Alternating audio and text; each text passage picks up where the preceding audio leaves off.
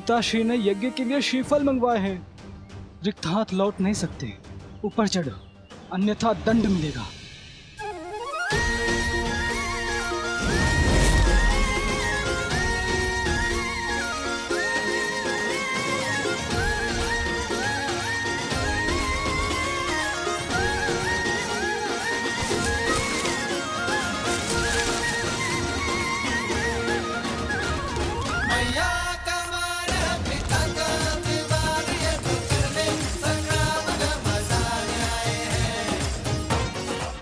कुमुदनी, कहाँ चले गए ये दोनों? कहीं दिखाई नहीं दे रहे। माता आ गई।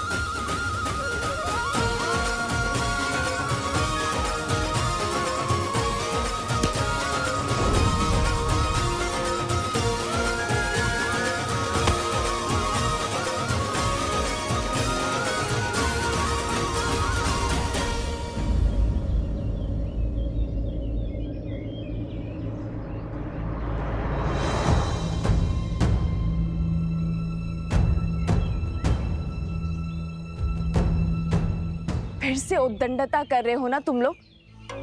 नहीं मानोगे ना तुम दोनों? आज तो तुम्हें दंड देकर ही रहूंगी। कुश, नीचे आओ। नहीं, मैं नहीं आऊंगा। अब दंड दोगी। ऊपर रहकर क्या दंड से बच जाओगे? मैं भी देखती हूँ कि कैसे नहीं उतरते।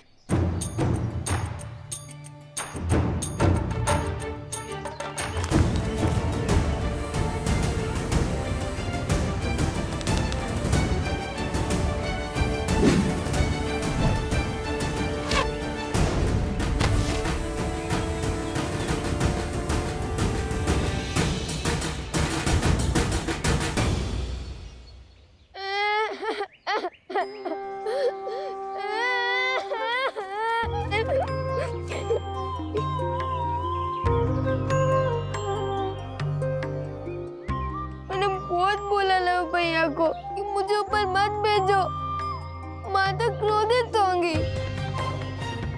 फिर उन्होंने मेरी एक ना सुनी। बड़े भैया का आग्रह था, वरना मैं और इतना बड़ा दुस्साहस। रोना बाद में, पहले दंड लो। जब डांटने का उद्देश्य पूरा हो गया, मैंने रो भी लिया। फिर क्यों डांटना? जो नहीं रो रहे हैं उन्हें डांटिए ना। बहुत वचाल हो गए हो तुम दोनों। आज संध्या का भोजन तुम दोनों को नहीं मिलेगा। जाओ, यज्ञ में भूखे बैठे रहो।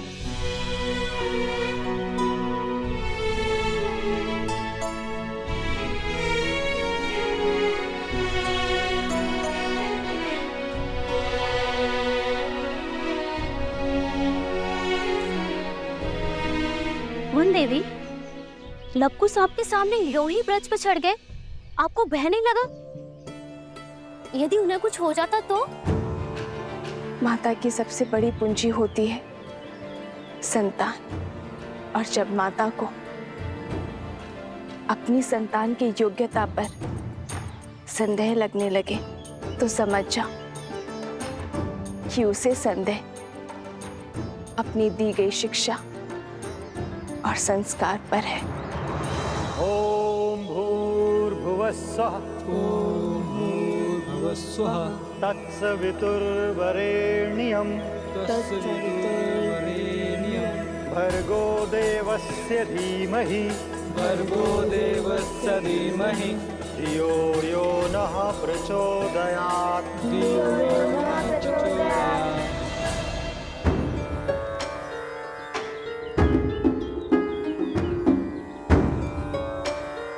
लव, कुश, तड़ासन में खड़े होकर वेद पाठ करो।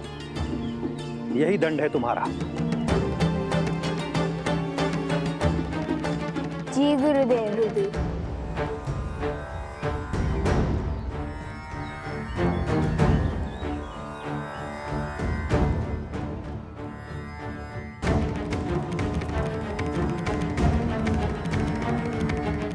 देख रहे हैं लब भैया, कैसे माता और गुरुदेव से हमारी चुगली करके हमें दंड दिलवाकर कैसे मुस्कुरा रहा है ये शांडिल्य।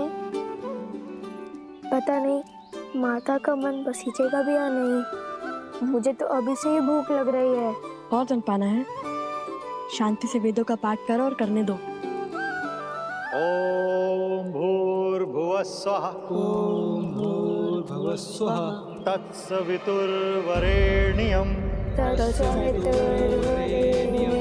भर्गो देवस्य धीमहि भर्गो देवस्य धीमहि धियो यो नः प्रचोदयात् धियो यो न प्रचोदयात्। ओम भूर्भुवः स्वः तत्सवितुर्वरेण्यं भर्गो देवस्य धीमहि धियो यो न। अरे देखो तो कितनी चींटियां चढ़ गई हैं तुम्हारे पैर पर। जाओ पैर धो लो और अपनी माता से कहो औषधि लगा दे।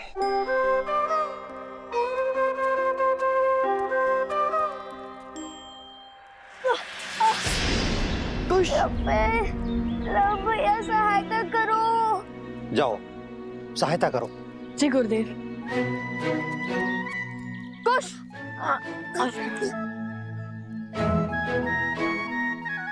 बहुत पीड़ा हो रही है गुरुवर, क्या भैया मुझे कुटिया तक छोड़ सकते हैं?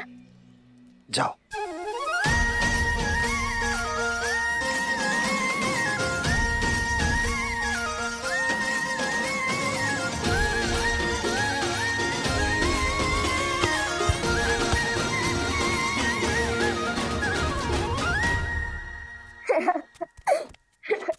क्या आवश्यकता थी इस स्वांग की?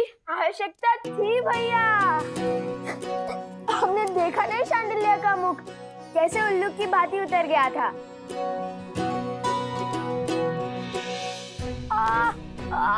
मेरा पैर। अरे अब क्या हुआ? बहुत पीड़ा हो रही है। क्या हुआ?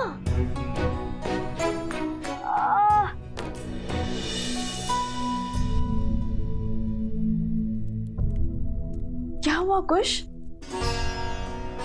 कैसे हुआ ये सब? तारासन में खड़े खड़े वेदों का पाठ कर रहे थे, तभी चींटियों ने काट लिया इसे। कितनी पीड़ा हो रही होगी ना। मैं औषधि बनाती हूँ जिससे तुम्हारा कष्ट छूमंतर हो जाएगा।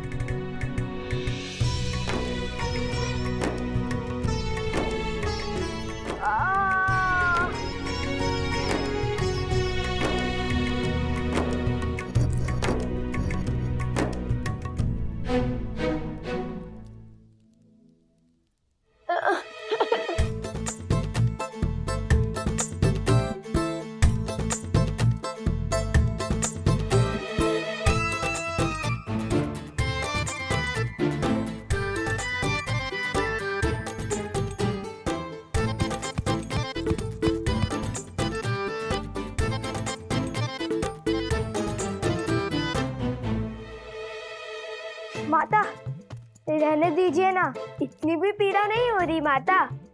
तनिक सी चींटियों के काटने से वीरों को कहाँ कुछ होता है। औषधि रहने दीजिए माता और भोजन खिला दीजिए, बहुत भूख लगी है। दंड में दया नहीं होती,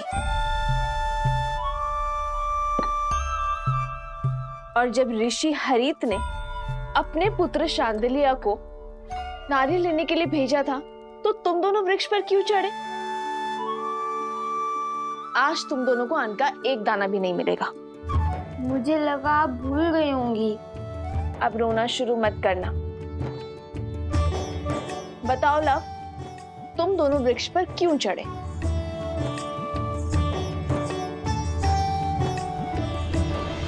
हम ये जो पूंछ लगाकर घूमते रहते हैं ना, उसके कारण आश्रम के सभी बालक हमारा उपहास उड़ाते हैं, वानर वानर कहते हैं। तो तुम दोनों पूंछ लगाते ही क्यों हो? क्योंकि हम श्री राम के सबसे बड़े भक्त हैं।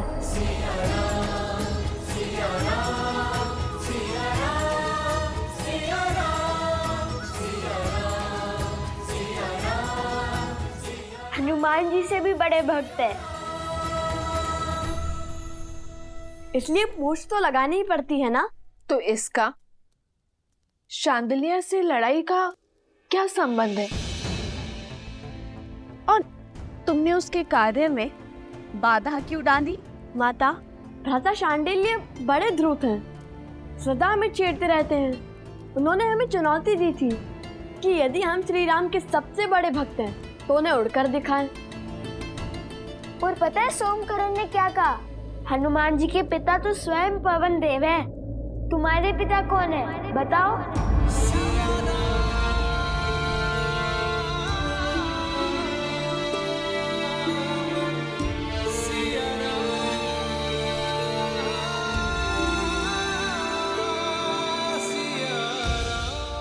तो तुमने क्या उत्तर दिया? उत्तर तो भैया ने दिया है कि पिता ज्ञान देते हैं और माता संस्कार। हमें तो दोनों ही माता से प्राप्त हुए, तो हमारी माता ही पिता हुए। अब आप बताइए, यदि हमारी माता ही हमारे पिता है तो इसमें समस्या क्या है? हमें तो नहीं है। माता, हम उड़ तो नहीं पाए, पर वानरों के बाती वृक्ष पर चढ़कर नारियल अवश्य तोड़ लाए हम, है ना भैया? तो हुए ना हम श्री राम के सबसे बड़े भक्त।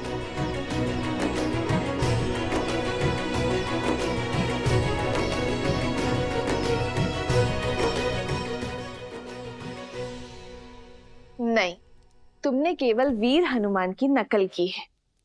चलो बैठो। उनसे बड़ा भक्त बनने के लिए बहुत समय और बहुत तपस्या लगेगी।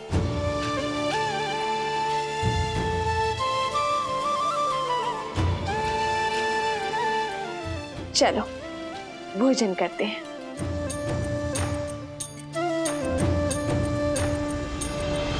किंतु भोजन करेगा केवल लव।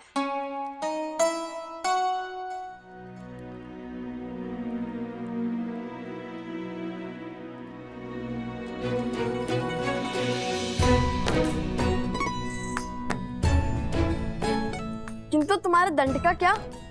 तुम भोजन नहीं खा सकते। मैंने तो सिर्फ मुंह ही खोला था, किंतु ग्रास तो माता ने खिलाया है। दंड में मुंह खोलना अपराध थोड़ी ना है ना? है ना? है ना? है ना? मैंने क्षमा किया तुम दोनों को।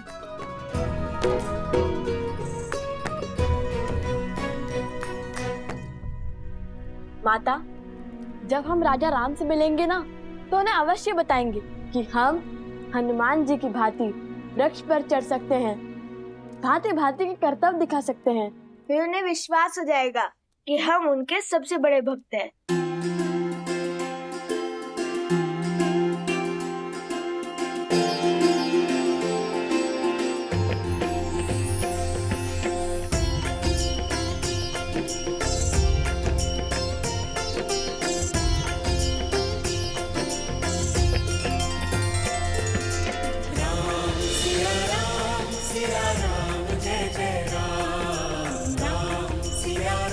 बस आस है तो उस दिन की जब ये आपसे मिलेंगे अपने पिता और आराध्या से। राजकुमार शत्रुघ्न की, राजकुमार शत्रुघ्न की, राजकुमार शत्रुघ्न की, राजकुमार शत्रुघ्न की, राजकुमार शत्रुघ्न की, राजकुमार शत्रुघ्न की, राजकुमार शत्रुघ्न की, राजकुमार शत्रुघ्न की।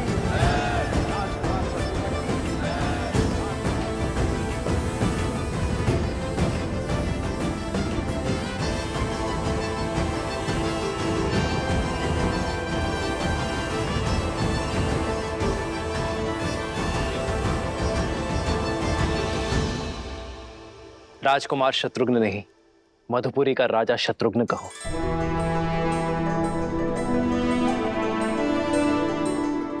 मधुपुरी राज शत्रुघ्न की, शत्रुघ्न, तुमने लवनासुर का वध कर असुरी सोच के प्रसार पर विराम लगाया है। वो सोच जो ऋषियों को अपमानित कर, निर्दोषों को दंडित कर, घरों और मंदिरों को अशुद्ध कर संतुष्टि पाते हैं। बीते 12 वर्षों में आप चारों भाइयों ने समस्त आर्य भूमि में प्रशंसा और सम्मान अर्जित किया है। अब समय आ गया है कि रघुवंश का सूर्य ध्वज पूरी सृष्टि में लहराए, जिसे देख हर असुर और आसुरी सोच भयभीत हो जाए। और इस सपने को पूरा करने के लिए हमें राजसूय यज्ञ करवाना चाहिए भैया।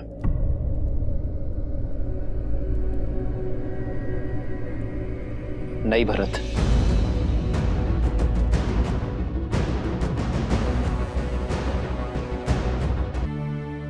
राजसूय यज्ञ अर्थात हर राज्य का राजा बन जाना, हर राज्य का राजा हमारे आगे नतमस्तक हो, बल से हमारी सत्ता स्वीकार करे, किंतु ये मुझे स्वीकार नहीं है भरत।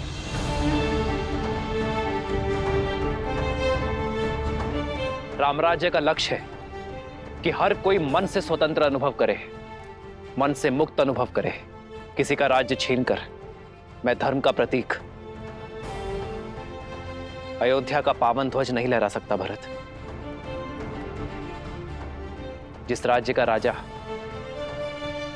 सहर्ष हमारी नीति स्वीकार करता है, उसे सुख से राज्य करने का अधिकार अवश्य होना चाहिए। हमें केवल मित्रता और संधि की चाह है, और इसलिए मैं राजसूय यज्ञ के लिए सज्ज नहीं हूं। किंतु राजगुरु वशिष्ठ की बात उचित है। हमें सूर्यवंश की छत्र छाया समस्त भारतवर्ष में फैलानी चाहिए। भैया किंतु ये होगा कैसे? अश्वमेध यज्ञ से।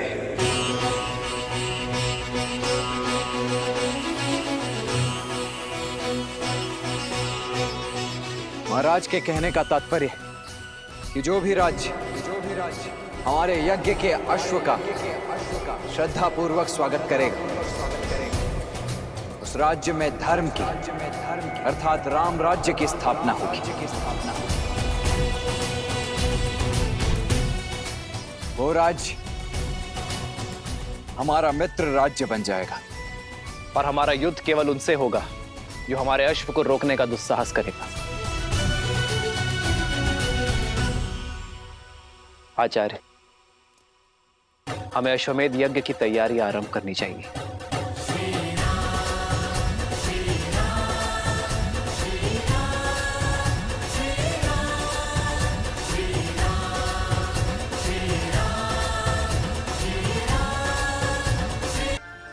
कि जो भी राज्य हमारे यज्ञ के अश्व का श्रद्धा पूर्वक स्वागत करेगा,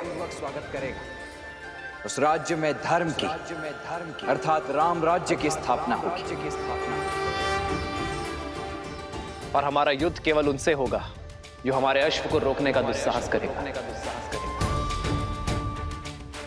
आचार्य, हमें अश्वमेध यज्ञ की तैयारी आरंभ करनी चाहिए।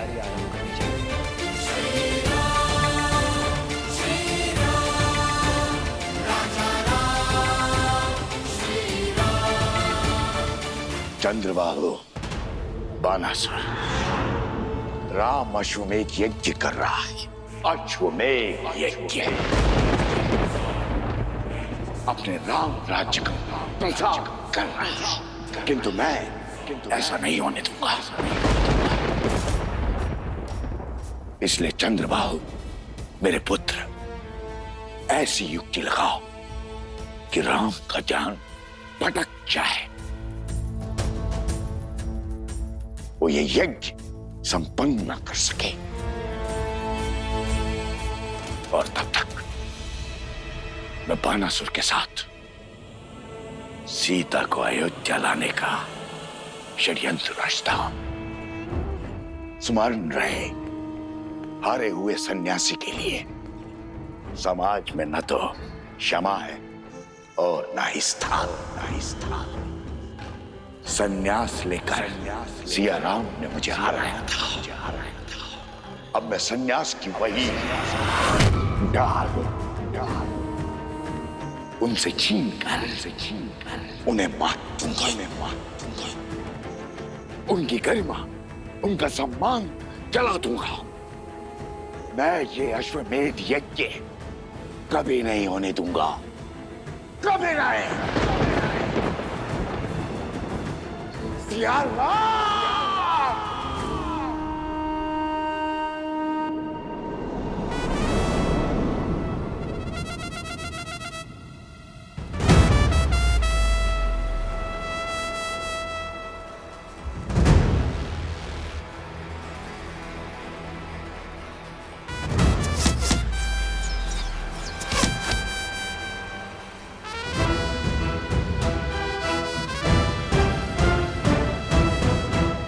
इसमें कौन सी बड़ी बात है लवकुश?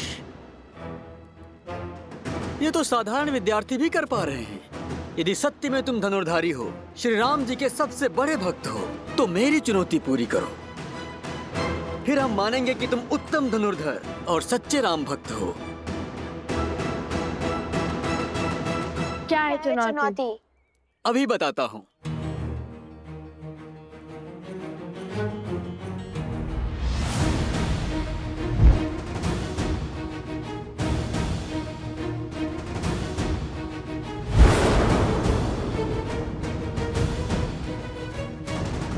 तुम्हें इन मटकों को भेदना है।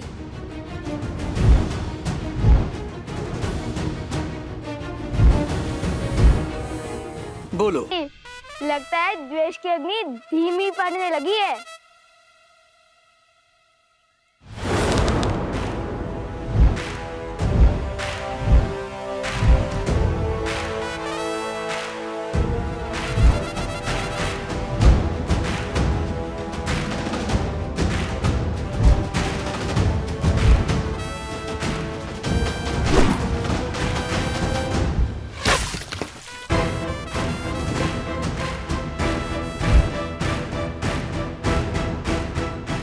बस इतना ही सामर्थ्य है? बंधु, तुम बहुत अधीर हो, पूरी बात नहीं सुनते। चुनौती एक प्रहार से 3 मटकों को फोड़ने की है। स्मरण है ना राम भक्त, किष्किंधा में कैसे रामचंद्र जी ने एक साथ 7 वृक्ष भेदे थे।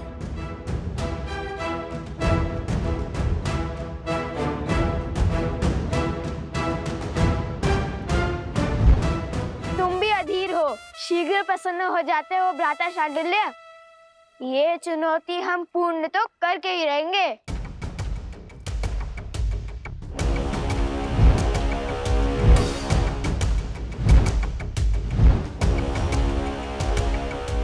चाहिए भैया, भेज दीजिए।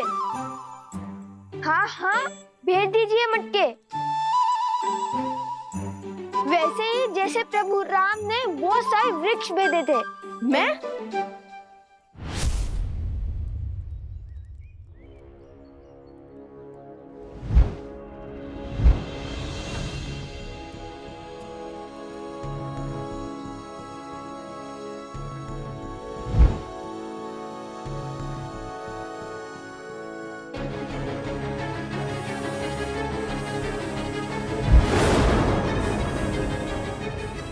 रुको रुको, वहां से नहीं, तीनों मटकों को यहाँ से भेजना है। यहाँ से, जहाँ पे मैं खड़ा हूँ, बाण यहाँ से चलाना है।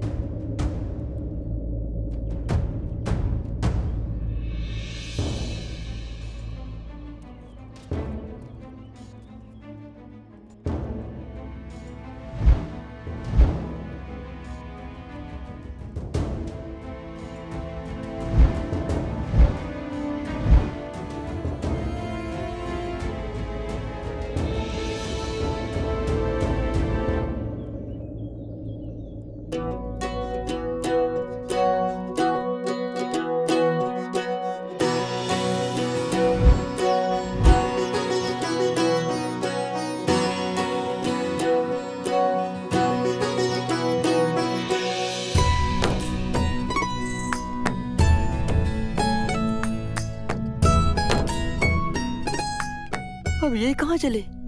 लगता है पराजय स्वीकार कर ली इसने।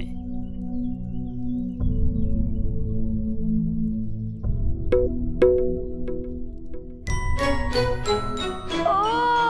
समझ गया।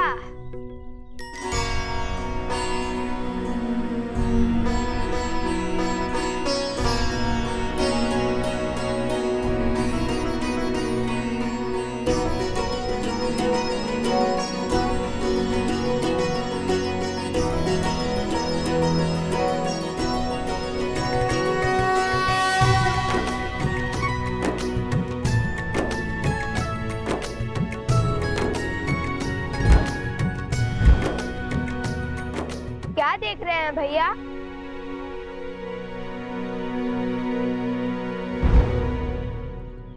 यही कि राम नाम से हर कठिन कार्य सरल हो जाता है।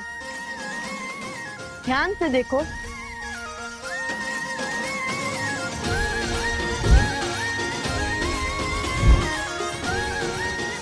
भैया, अब ये 3 मटकों को अवश्य एक साथ भेदेगा। हाँ, अवश्य भेदेगा।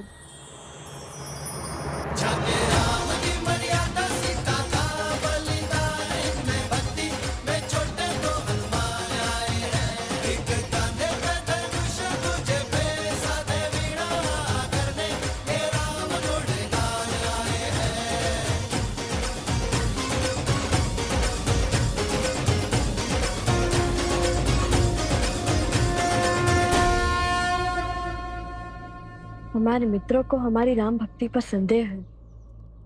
जिस राम नाम से पत्थर भी जल पर तैर जाए, उसी राम नाम ने हमें दिशा दिखाई है।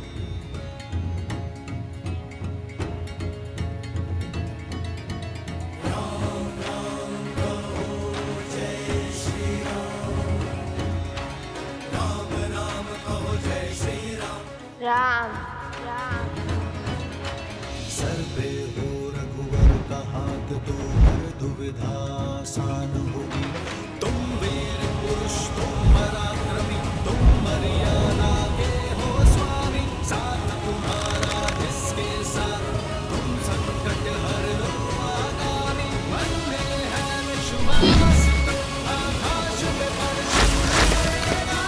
जब होगी जीत तो हर दिशा में राम नाम गूंजेगा। राजा राम।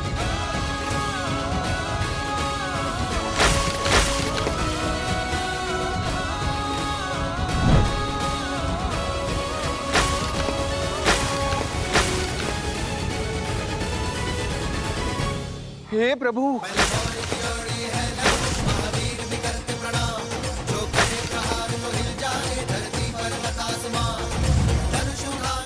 अरे कोई रोको उस तीर को, देखो।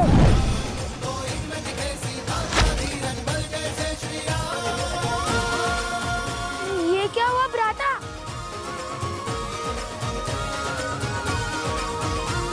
अरे मटके! कितना जल बह रहा है। कोई रोको इस तीर को, सारा पानी बह रहा है। चुनौती वृक्ष पर लटके 3 मटके फोड़ने की थी, तुमने तो आश्रम के सारे मटके फोड़ दिए। इस अपराध का तो घोर दंड मिलेगा तुम्हें। मैंने क्या, पूरे आश्रम ने देख लिया। सच्चे राम भक्तों का पराक्रम। अब लगता है वन देवी का पराक्रम तुम दोनों पर बरसेगा। लव कुश। लो, आ गई तुम्हारी माता, अब आनंद आएगा। अब क्या उत्तर देंगे माता को?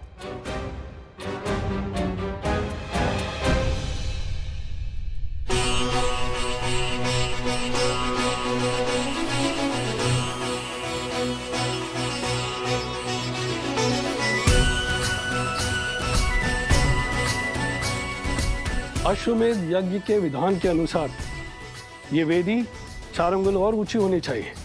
कुंड तक 21 सीढ़ियां होंगी, सभी 7-7 अंगुल की।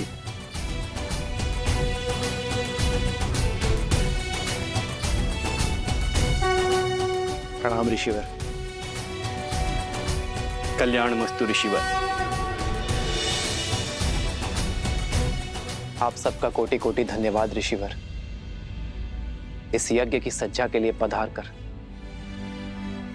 आपने अयोध्या पर बहुत बड़ा उपकार किया है। ये यज्ञ कौशल राष्ट्र के लिए अत्यंत महत्वपूर्ण है। मुझे विश्वास है ऋषिवर, कि आपके सामर्थ्यशील मार्गदर्शन में इस यज्ञ में कोई त्रुटि नहीं होगी।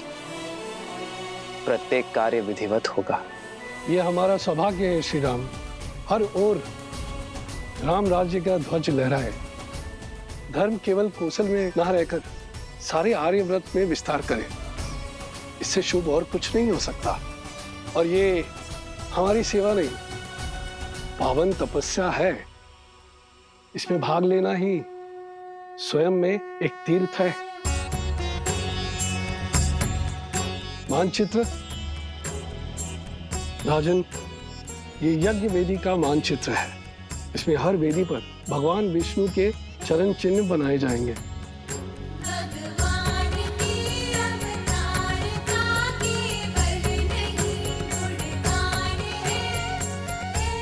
आइए।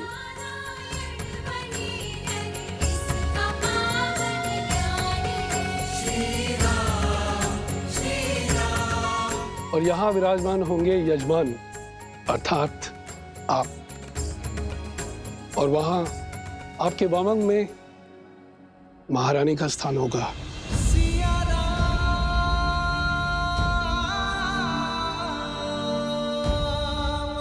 वेदों के अनुसार यज्ञ में यजमान के सपत्नी सम्मिलित होना अनिवार्य है।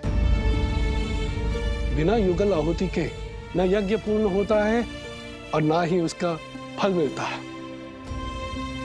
आपकी और महारानी की आहुति की शक्ति ही साम्राज्य में सुख और समृद्धि को बढ़ाएगी। राम सिया राम सिया राम।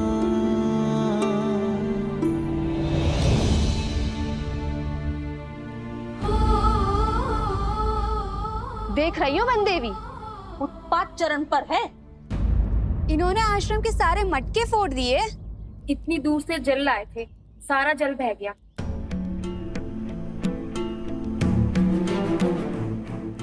लवकुश, ये कैसी उद्दंडता है? क्यों किया तुम दोनों ने ऐसा? उत्तर दो। ये कैसा खेल था? जो भी हुआ उसका उत्तरदायित्व हमारा है, परंतु ये कोई खेल नहीं था, चुनौती थी। गुरु भ्राता शांडिल्य ने कहा था। वन देवी, मैंने केवल 3 घड़े कहे थे फोड़ने के लिए, सारे नहीं। आप चाहे तो इनसे पूछ लीजिए। हाँ वन देवी, बात 3 घड़ों पर ही लक्ष्य साधने की हुई थी। लवकुश, माता वो शक्ति अधिक लग गई।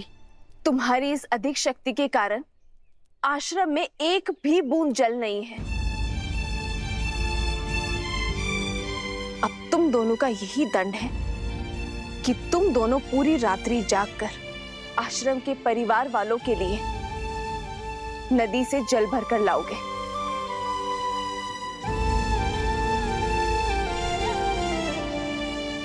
समझे? पर जल लाओगे किसमें? सारे घड़े तो फूट चुके हैं। अब पहले तुम्हें कुम्हार के पास जाना होगा और नए घड़े लेने होंगे।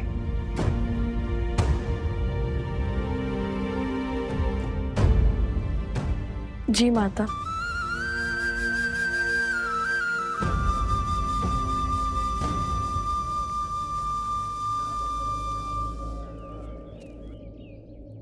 आप चिंतित ना हो देवी।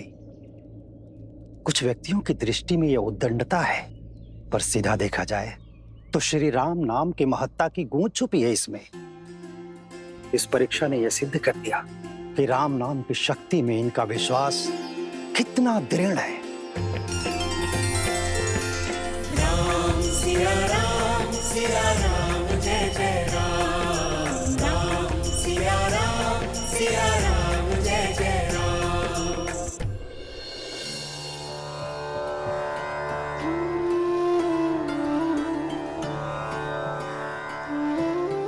ये लो, ये भी ले जाओ। हम तो केवल 3 जीव हैं। इतने अनाज की आवश्यकता नहीं है हमें। इसे सब में बांट दो। और और वैसे भी आश्रम पर जो संकट आया है उसके दोषी मेरी संतान ही तो है।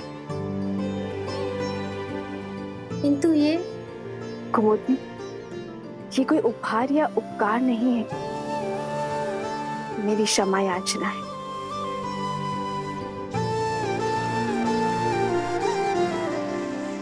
दोष तो शांडिल्य का भी था ना, उसने ही उकसाया दोनों लवकुश को, और फिर बड़े होने के नाते उसका उत्तरदायित्व भी तो अधिक है। लवकुश को अपनी माता के साथ देखकर कहीं ना कहीं उसके मन में ईर्ष्या होती है, जो कदाचित उसे भी ज्ञात नहीं है। इसीलिए तो वो सदा उनके साथ स्पर्धा करता रहता है। ये लवकुश का कर्तव्य है कि वो शांडिल्य के दुख को समझे, उसे सहानुभूति दे और प्रेम से उसे अपना मित्र बनाए। एक बात कहूं वन देवी, जितनी कठोरता के साथ आप लवकुश को जीवन का पाठ पढ़ाती हैं, वैसे कोई भी माता अपनी संतान को नहीं सिखाते। आप तो उन्हें ऐसे सज्ज कर रही हैं जैसे उन्हें कहीं का राजा बनना है।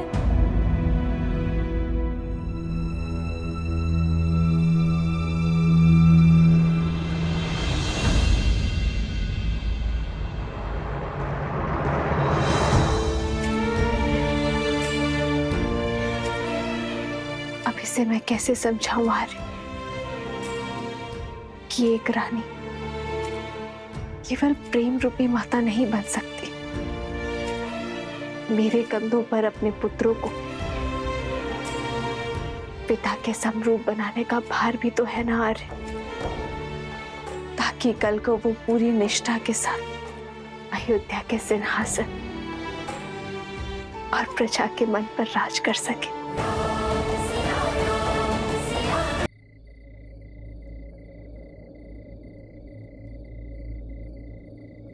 राम। आचार्य,